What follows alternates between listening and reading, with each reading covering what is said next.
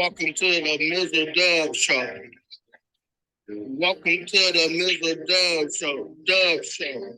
Welcome to the Mizzle Dub Show. Dub Show. Welcome to the Mizzle Dub Show. Dub Show. Welcome to the Mizzle Dub Show. Dub Show. Welcome to the Mizzle Dub Show.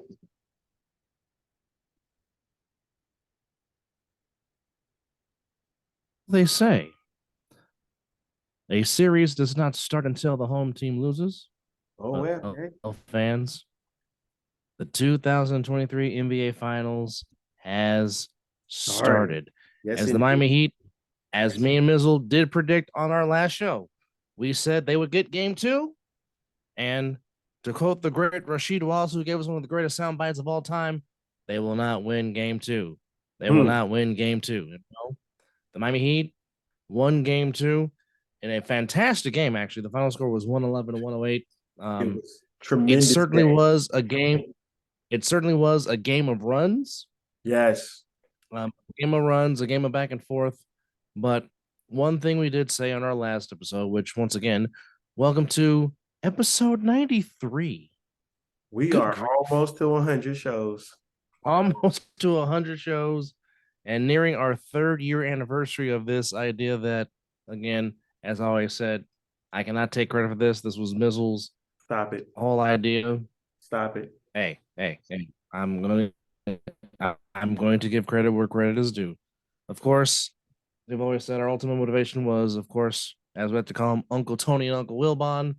Of course, pardon the interruption, is where we got the motivation to do our own little version of Vince, the Mizzle Dub Show. So we've always been appreciative of what they do. And to those that subscribe and watch, all we can say is thank you. Thank you. Thank you. It is greatly, greatly appreciated.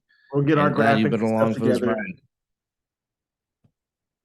And hopefully technology won't keep acting up like it has been lately. But nonetheless, like I said, we do this show for y'all. Y'all find it entertaining. So as long as you guys find it entertaining, we'll do it. We will continue to do it. Yes. And we will continue to bring the, as I like to say, the passion, if you will. But let's, get right into it. We knew the Heat would come back and make adjustments because that's just what they do. Yeah. That's just what Eric Spoelstra does. Yes. And he just find ways to get it done, as now it shifts to South Beach for games 3 and for games 4. Just from your standpoint, first off, certainly if Miami's had a big factor in these first 2 games, it's definitely been Gabe Vincent, who was outstanding in both games. Again. And he was outstanding again tonight. But then again, we really shouldn't be surprised about this because this is just, this is what he does. He actually led Miami in scoring tonight with 23 points, shot 8 of 12 from the floor, was 4 of 6 from beyond the arc. So anything that he could do, he did. Jimmy Butler bounced back, shot 7 of 19, hit 2 of 5 from 3-point range.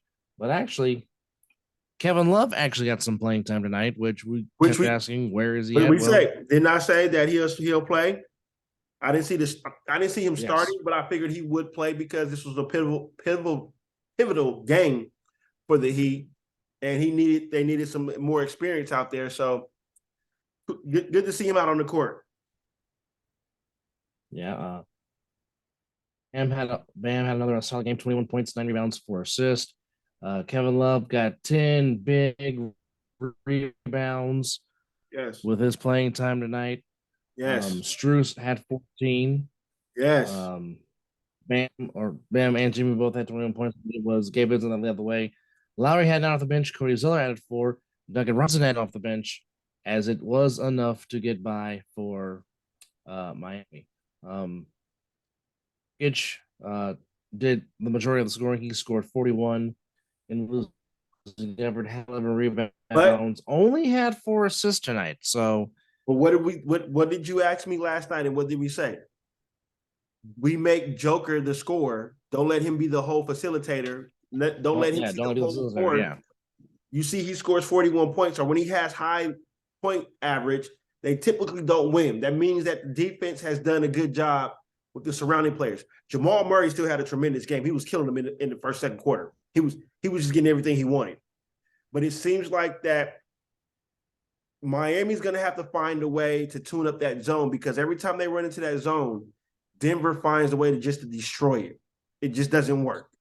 Well, as we say, the best way to beat a zone is to make your shots.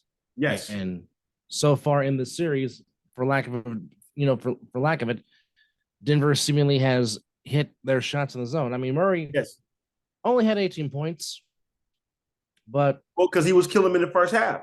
I think Miami shot adjusting in the second half, which made it their type of game. They took Denver out of their game, and they made it a Miami game. And you know that's actually exactly, because we know the Miami Heat like to play all to the Miami Heat is beautiful basketball. Yes. And hence why they got the win tonight. And now the series is shifting tonight for game 3. And now here comes the question. Does number 14 for the Miami Heat make his grand return? Because that was the target game for Tyler Hero to possibly return for the Miami Heat. So they said now we don't go until I believe if this was a maybe a game 6 or a certain situation type of game, he would have played. But now that I think that the situation is more now that Miami has the what's that word I'm looking for? It's a certain word when a team the advantage. They have the it's on their side. You might want to let him play this game to see if you can get ahead with him. Yes, the home court advantage. There we go. They have the advantage right now. Because now it's all on pressure's more on Denver now, because Denver has a steal one. And Denver has finally lost a game at home court, which they, up until tonight or last night, technically, we knew Miami was going to get defended home court. Well, again, here, and I hate to keep beating this over I hate to keep beating the dead horse with the stick.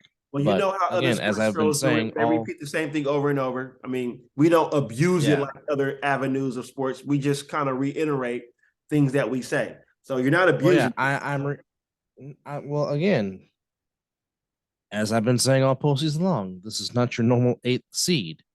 This is a Miami Heat team that, first of all, they won a division, so they are a division winner. And again, like I said, this is not your normal 8th seed. I mean, okay, to compare 8 seeds, because they're only the second team to do it. So let's compare them to the 1999 New York Knicks, who were an 8th seed and got to the finals. The Knicks barely got in, kind of like Miami, so there's a similarity to that per se. But the Knicks just happened to catch fire, and they rolled that momentum into the finals before eventually losing to the Spurs in 5 games. Again, would have been different if Patrick Ewing did not get injured? Possibly. We'll never know.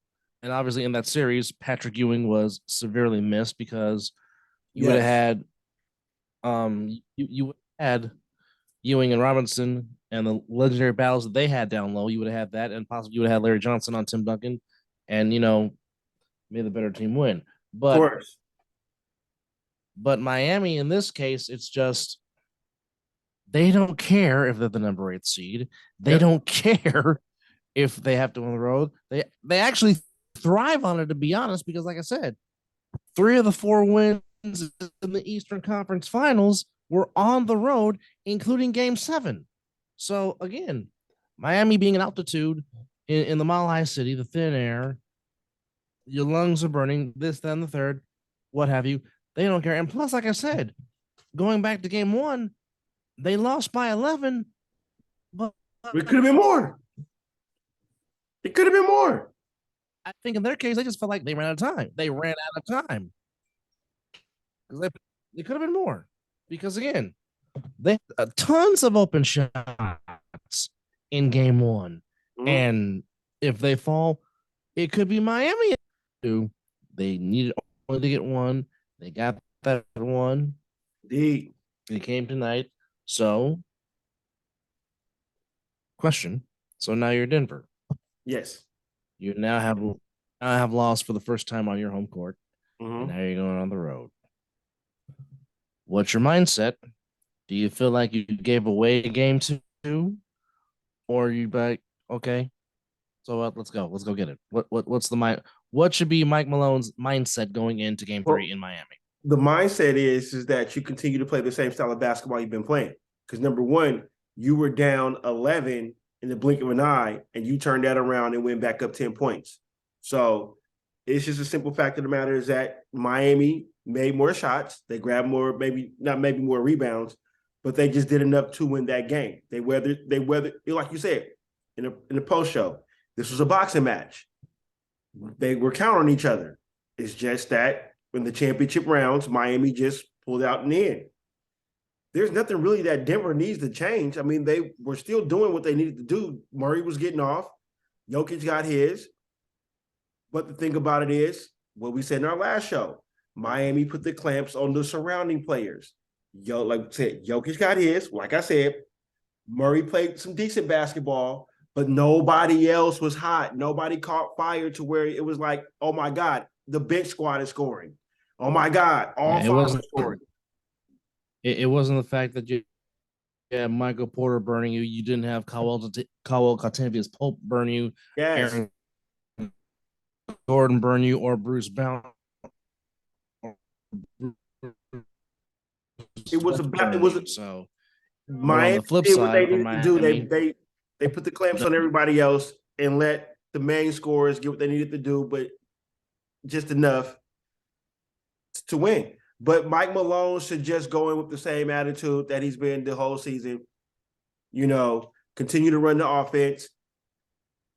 Just what now you're gonna have to do worry about is Miami making those big runs at home now, filling off their crowd. Because you know how big it is when they're home. Jimmy's gonna feed off the crowd, this, that, and the third. And if Hero comes back, that's huge because now you add more 3-point shooting on the floor with a little more defense because Hero can play some damn good defense. He's just not a shooter. Yes, he can. Yes, he can. Yes, he can. He So can definitely go. Yes. He can definitely go both ways. Yeah. So now you're getting a little more 3-point shots. So Denver doesn't have to steal game 3, which I still believe. My prediction, I'm still going my prediction. I said Miami will win game 2, which they did. I see them winning game 3, and I see Denver winning game 4. That's just, I'm sticking to that. I mean, but just looking at the stats tonight, it just seems like everything just favored Denver, but yet the Heat just found a way to win because, I mean, Denver had 7 more rebounds than the Heat, 38, 30, 31. Miami had more assists on their made shots. They had 28 opposed to 23. Miami had 11 turnovers. Denver had 3. Yes. Denver shot 52% from the floor. Miami shot 48. Miami had a better percentage from 3. They made a few more than Miami. They made 17 threes. Denver only made 11. So Miami shot 48%, almost 50% from downtown, which probably is the difference in this game. Hence, they did win only by a 3-point margin. Yeah, but that's been Miami's MO through their whole playoffs. They have not had the outstanding stats or were the leading in the stat category, but they did just enough to win. Mm-hmm. I believe in the Bucks series, they wasn't really pretty much winning in all the categories. Hell, the next series they played, I think they didn't have all that many stats. So it's just when it's not, the saying goes, it's not how you start, it's how you finish. And I mean, again, points in the paint. I mean, just to piggyback on what you've just been saying, points in the paint, 50-34 in favor of Denver. Second chance points, 15-11 in favor of Denver. Fast break points, 18-5. I mean, normally things you normally win the game. But again, Eric Spoelstra, previous adjustments, Here's the thing.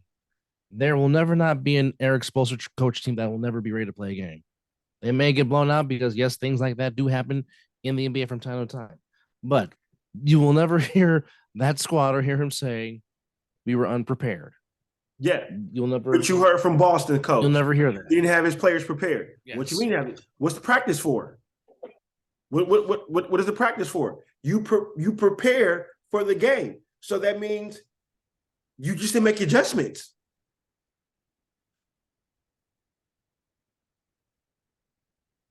We'll say this: that Crown of Miami will be ready. It will be jacked. Oh, hopefully they won't. It won't be a late arriving crowd. Hopefully they'll be there from start to finish in their whiteout. Well, hopefully they'll stay the whole game. That too. I'm mean that's here nor there. Now we will get back on ABC at 8:30 p.m. Eastern, but it would be remiss if we did not pay homage and tribute as one of the teams that we root for, our beloved San Francisco Giants suffered a tremendous loss. Bad day. The original Hum Baby, the man that actually turned around the Giants franchise and made them become in the mid to late 80s, culminating with the Giants winning the pennant in 1989, which was Roger Craig, who was also a pitching coach for the 1984 Bless You Boy Detroit Tigers. Also pitched for the Mets, but of course for us, he was our Hum Baby that turned around the Giants' fortunes when he came there in late 1986 to 1992. He is sixth all time in Giants history with 586 wins. People forget how good of a manager Roger Craig was, how patient he was. He was the guy that managed the greats like Will Clark, Kevin Mitchell, Matt Williams, Robbie Thompson, Dave Dravecky, Mike Krukow. Did you mention Rod Beck? He did have Rod Beck for the first years of his career, and he also had Darren Lewis. Also had Adley Hammaker, Scott Garrett, Mike Lacoste, Jeff Brantley, Steve Bedrosian. The list goes on and on, but Giants fans across the Bay Area, of course, he was one of the reasons why I became a Giants fan because, like I said, he was the one that introduced the Hum Babies and, of course, the infamous "You Gotta Love These Kids" quote back in the mid 80s. But Roger Craig lived a fantastic life of 93 years. Beautiful. Al Rosen helped change the way the Giants and help them back to their winning ways. He also was a pitcher in the major leagues. He was a very tall man, stood 6'4". He was a rookie on the Dodgers team in 1955 that finally won the title in Brooklyn. He's also pitched for the Reds. Like I said, he was also on New York Mets. I know.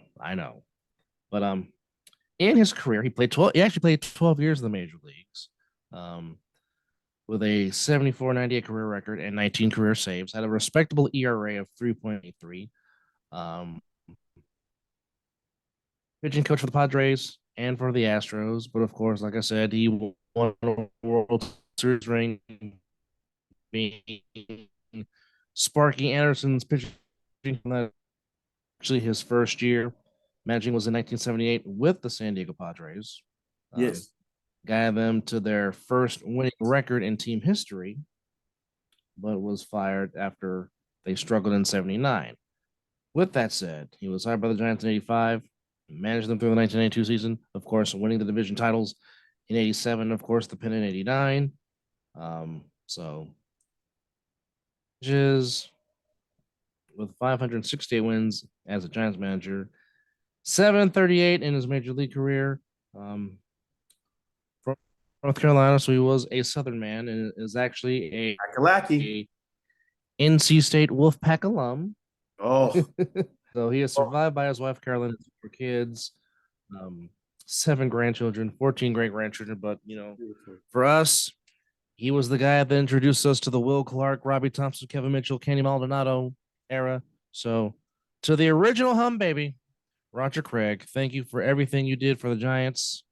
And rest in peace as you go to that baseball field in the sky. Thank you, Roger Craig. Indeed. Well spoken, brother. Well spoken. Thank you very much. So it was an effort that seemed to be null and void for the Nuggets, despite the fact that going back to what you said earlier about making Jokic score for the longest time, that was the same thing about LeBron James. Don't let him be the facilitator. Let him be the scorer, because normally if he's the scorer, that means your team is normally losing. And just to think that Denver's biggest lead was 15, they blew that. Miami's biggest lead was 12. 3 times the game was tied. The longest run was 12 on each side, and the lead changed 4 different times. But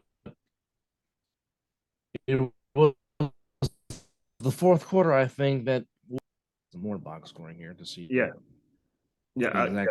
Fourth quarter was the crucial point that changed the dynamics of the game. I mean, as we say, that's the championship rounds. That's the fourth quarter. I mean, Miami put up a 36 spot in the fourth quarter to the Nuggets 25. Again, look at all the stats. The team stats is most of the time just favored Denver, but when it came down to it, when Miami needed it, they got it. Yeah. Previewing game 3 as it goes, switches to South Beach. If you're Miami, I think you certainly want to avoid the tightness of playing at home and just trying to do too much. Just let the game flow come to you and just do what you do. Because I mean, like I said, it's one thing for that Murray and Jokic, they're gonna get theirs. Yes. That's just off top.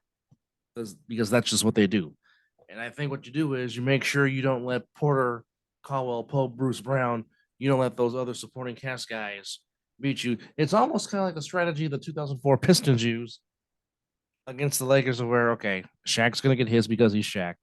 Kobe's going to get his because of Kobe, but, don't let the Ories, the Derek Fishers, the Karl Malones, don't let those guys get going, because if they get going, then it's just going to be a long day.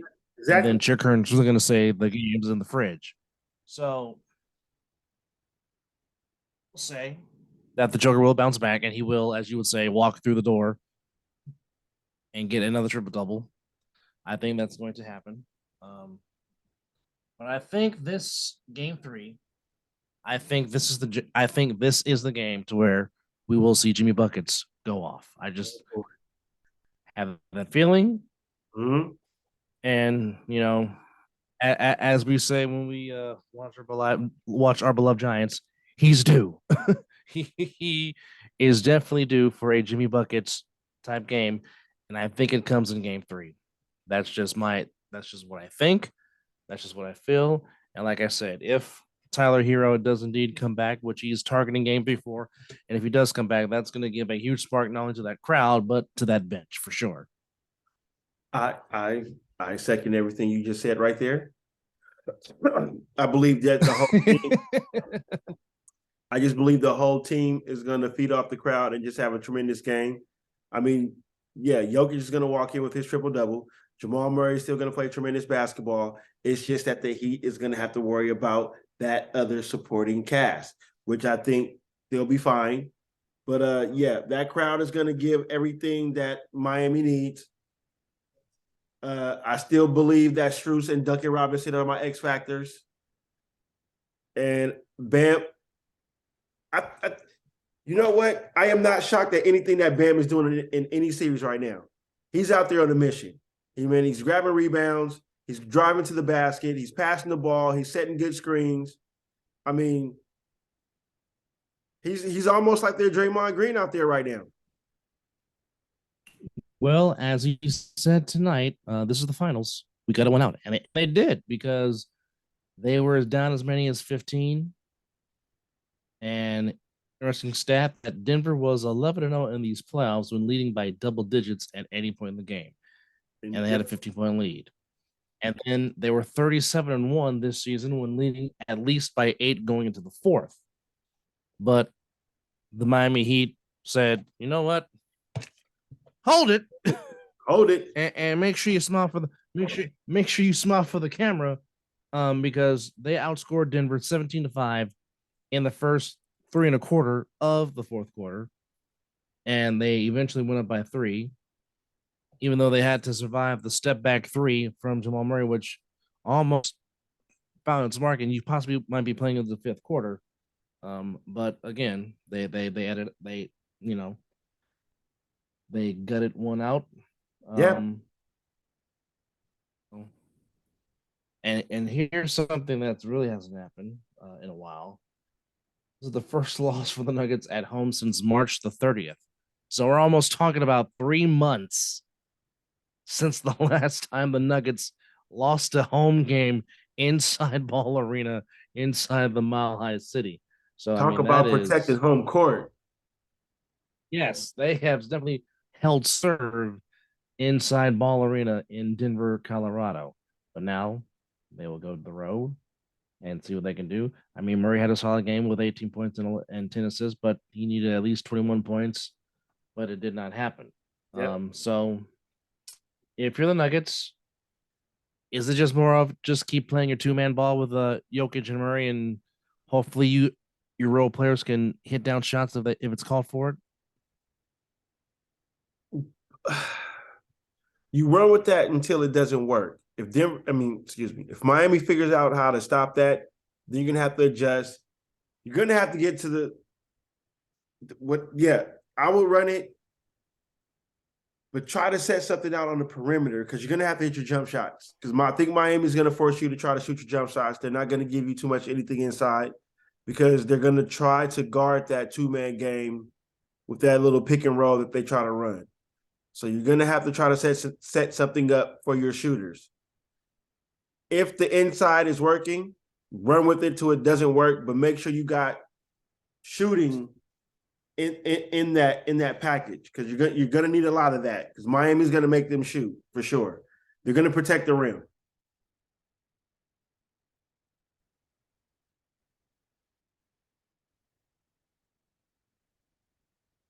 Update on Tyler Hero. He did play 2-on-2 on Saturday, as he continues trying to get out as he tries to recover from the broken hand.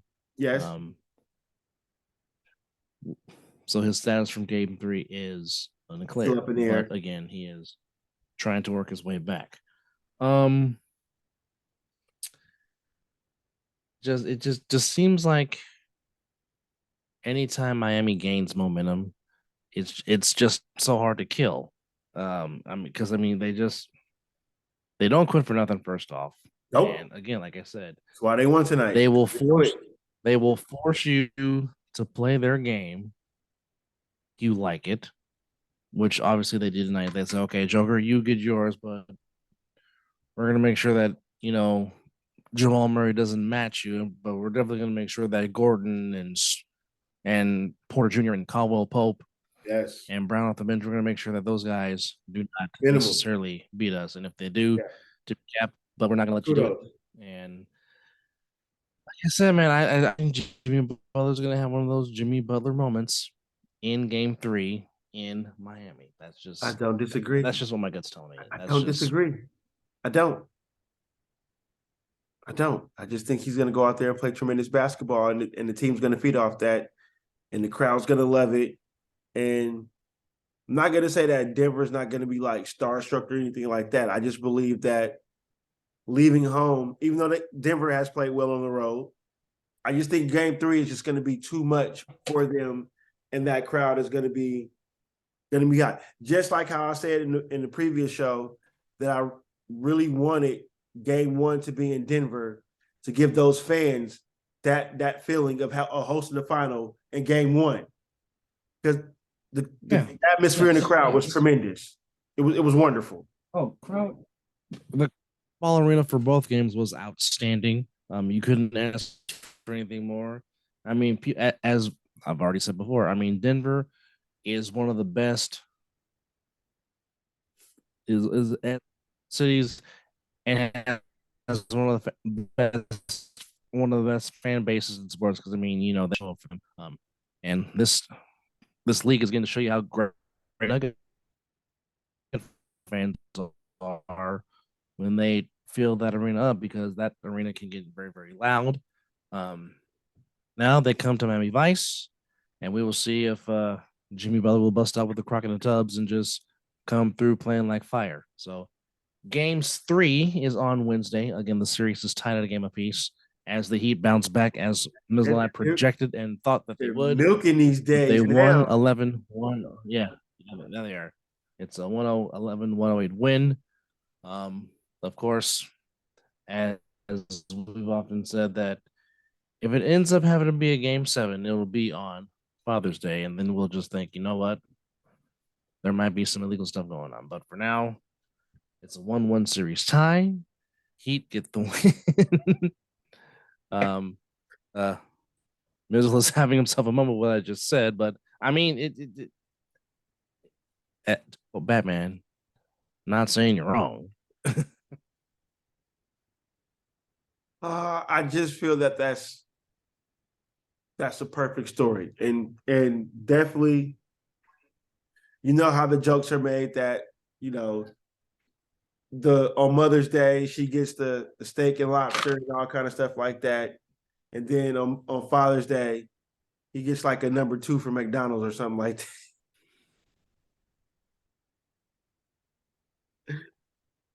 that. So That is I believe it goes game. I would love for Miami to win it in 6. I hope Miami wins it in 6, but I wouldn't be disappointed if Denver won it in 6. Like we said, we are the fans of this right now because we have no dog in the fight. We just rooting for Jimmy Butler because we're both Jimmy Butler fans. But we will be not upset if like I Denver said, like I said, Miz and I have no problem with either team winning this finals. We don't. Because like I said, all the respect to roll to Denver because they've had the better team. If they win it, they deserve it. Yep. And rightfully so. And that fan base was absolutely lose their mind. But also at the same time, with you and I being big, Jimmy Butler is just what he does in the box that is Pat Riley get himself another just to add to his already legacy status as a coach, player, and executive. Right. So, I mean, said we're so that's just what it is. But also today, don't keep doing more sad news in the world of sports going to the National Football League, but the matriarch, Mama Hunt of the Kansas City Chiefs, the widow to the one of the founding fathers of Kansas the City Chiefs. AFL, and certainly was a force in helping. It certainly was a force in helping. Who's on the AFC Championship trophy? Yes. His wife, Clark's mother, Norma Hunt, the matriarch of the Chiefs family, Mama Chief, as some would say, has passed away. But she lived a tremendous life of 85 years old. She had attended every single Super Bowl that ever was made. Wow. And that's a pretty good thing to have in your 85 years of life. Every Super Bowl. Wow. Here. But with that said, Ms. I would like to give our prayers to the Hunt family. Yes. And to the Chiefs organization. She was on that special organization.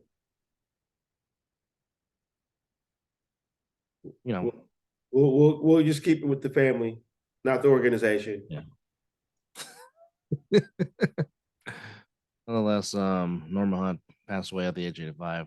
Yeah. With a tremendous, she lived a tremendous life. There's really no Yeah. in our bets about that. So then, before we wrap it up real quickly, a very chippy game on the ice in Las Vegas on was Saturday as the it? Golden Knights Ooh, end off a that's 5-2 hockey. win over the Panthers. It, it was very chippy at the end. There was a lot Yes. of trash talking going along. Game two is actually tonight at the Fortress, but they held on to win game one by a final score of 5-2. We will see what kind of adjustments the Panthers make in the series. And if you're Vegas, you're gonna try to take the 2 games to lead as you head eventually to Florida, the Sunrise, Florida, which is outside of Miami, and not necessarily in Miami, but you get the gist. Words or parting shots, for lack of a better term, before we put episode 93 in the deep You know, freeze. I got nothing. Nothing. It was just a good basketball game tonight. That it was just well around good basketball, and just seeing the chippiness in the hockey game was awesome.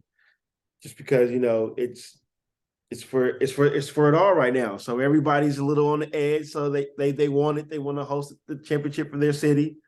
So no, that's all I got. Just great sports. That's how I end it.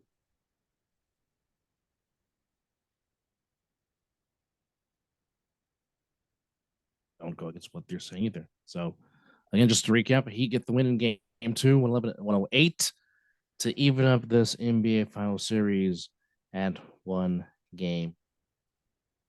But with that said, we once again thank you for watching this rapid fire edition as we preview we recap game two and preview game three of the NBA finals. Thank you. Again, we thank you, our subscribers on our YouTube page and our IG page. And if you haven't subscribed yet, do so. We Yes. promise we will bring you a lot of passion when it comes to sport. And again, it's just 2 guys talking sports, our own version of PTI. We just happen to call it the Mizzle and Dub Show. But with that said, episode 93 in the books. He is Mizzle. I am Dub. And as always, it's 5 o'clock.